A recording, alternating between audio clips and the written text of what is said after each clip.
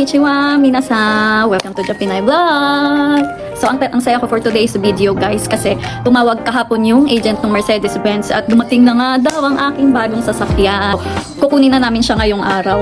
Alam nyo ba, dapat April 5 pa dapat yung schedule namin na kukunin yung sasakyan. April 5 namin siya kukunin dapat sa showroom ng Mercedes-Benz. Kaso nga, na-cancel kasi tumawag yung agent ng Mercedes-Benz na hindi nga daw nakarating yung barko. Na-cancel lahat nung barkong darating sa Nagoya, kaya hindi rin nakarating yung sasakyan ko, hindi siya na-deliver agad. So na-cancel siya. Baka 1 week pa nga daw dumating. Humingi naman sila ng pasensya na hindi nga nila natupad yung pinangako nilang araw na dadating yung sasakyan ko. Tapos okay lang din naman sa amin kasi 1 week lang naman. 1 week. Humingi naman sila ng another 1 week. Ngayon dumating na nga daw ang aking bagong sasakyan. Kukunin na namin siya ngayong araw. Excited ako, guys. Magpapasundo kami ngayon sa agent ng Mercedes-Benz kasi nga napag-usapan namin ni Masa na ayokong ako magdadrive na iuwi siya dito sa bahay kasi natatakot ako. Natatakot akong i-drive. Natatakot akong mag-drive pag bago. So, napag-usapan na lang namin ni Masa na magpapasundo kami sa agent ng Mercedes-Benz tapos si Masa ang magdadrive dito pa-uwi sa bahay. So, para wala kong kaba-kaba, 'di ba? Ayoko pa siya i-drive. Hinihintay na lang namin dumating yung agent ng Mercedes-Benz. Bago ko ipakita sa inyo yung bagong binili namin sasakyan. So, ipapakita ko muna sa inyo kung ano yung sasakyan na ginagamit ko ngayon. Pahintay natin. Let's go! Yan. So, ito yung ginagamit kong sasakyan, guys. So, binili namin to nung nakapasa ko sa driving test exam 2 years ago. So, ayan, 2 years ko na siyang ginagamit. 2 years ko na siyang gamit. Pero, ayan, hindi ko siya nagasgasan. Diba? Mas makinang pa siya sa akin. Yan, wala siyang gasgas. So, gusto ko rin itong dinadrive, guys, kasi madali siyang i-drive kasi hindi siya ganun kahaba. Kaya, maiksi lang siya. Kaya napakadali niyang i-drive. Ayan siya, di ba? Makinang-kinang pa siya. 2 years na siya pero makinang pa siya sa akin. Tapos, ang kagandahan naman sa sasakyan na to, guys, is nakakonect siya sa susi. Ayan, i-open natin.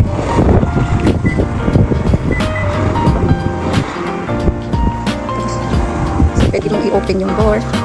Yan. Maganda to lalo kapag may mga batang sasakay. Para kahit accident nilang ma-open yung pinto, sliding door siya. Hindi siya masasagi ng ibang sasakyan. Ganun siya. So, ayan. Nalinis ko na din to, guys. Diba? Bagong-bago. Parang 2 years na pero parang bago pa siya.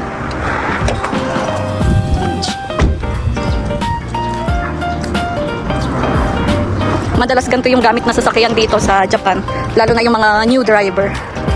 New driver kasi nga, sabi ko nga, ang dali niyang i-drive. Napakadali niyang i-drive kasi maliit lang siya. Yan, dito si Sky tsaka si Masha. So, maliwag din dito yung niya, sa likod. Yung lagayan pag nag-grocery. Yan. Maluwag pa yung space niya sa loob.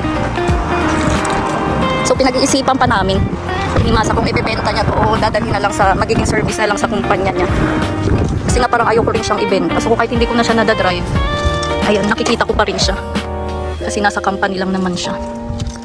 So ewan ko, pinag-iisipan pa namin ni Masa. Kasi kung sa company naman daw to, dadalhin, papangit lang siya kasi maaalikabukan lang siya dun. Maaalikabukan lang to dun, magagasgasan ganun. Kaya siguro kung ibebenta, mas okay daw. Pero parang ayoko na. Basta, bahala na. So ayun lang, puntahan na natin susunduin na natin yung bago kong sasakyan. So wait lang, guys. Guys, dumating na yung sundo namin. Sky, iPad wa? Dumating na yung service namin ni Sky. Dukoy ko na. Saan ka pupunta? Benz. Benz? Nani suro no kayo? Mama, kuruma. Ikimashou.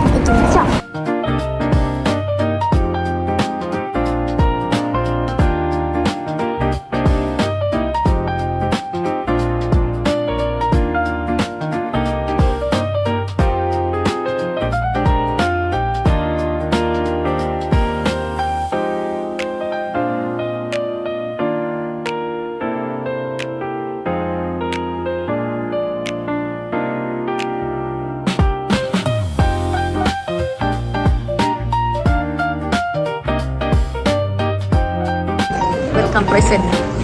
Mary. Sugoy na, may pa-welcome present. Masya. Nandito na kami sa Benz, guys. So, magkakape muna kami. Tapos pakita ko na sa inyo yung sasakyan mamaya. Arigatou gozaimasu. はい、ありがとう。乾杯しよう。喋ってくれ大丈夫？乾杯。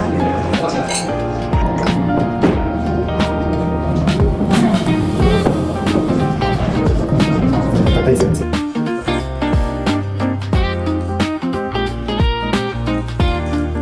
ベンツのアプリをしていただきますと画面に出てきます。はい。でホームがこの今画面になってまして、一回エンジンかけていただいて走ると全部出てくるんですけど、あと何キロもそうそう走るか、この辺り出てきます。ちょっとした人こちらですね。今鍵開いてますよ。ガラスも開いてますよ。サンルーフ上のガラスですね。はい。これは閉まってます。ライトも出てますよ。出てきます。これ一回押していただくと、鍵が閉まります。でこう閉まった。閉まりました。開けます。開けるときが、これですね。これフェイス ID が必要になります。これでアンロックします。はい、という形ですね。で、ここがですね、あと何キロで点検ですよとかっていうのが出てきます。紙飛行機マーク、こちらは今の車の位置ですね。が出てきます。どこにいる？はい。ちょっとね、この港の位置になっちゃってるんですけど、もう少しだけ走っていただくと、ちゃんと更新されてここに出てきますので。はい。で、このショッピングバッグのマークが、優勝で、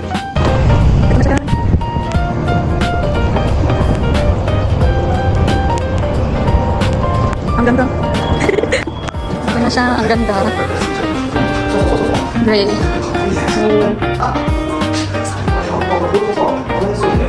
Birthday ni Sky tsaka ni Masa. Gray. Ang ganda pala ng gray. Di ba parang kahit madumihan siya hindi makahalata. Ang ganda. Ayan na siya. GLB.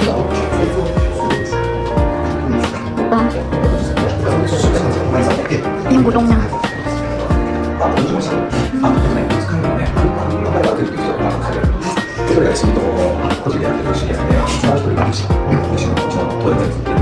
So, mo option ano? Arigatou gozaimasu. Kake. Arigatou.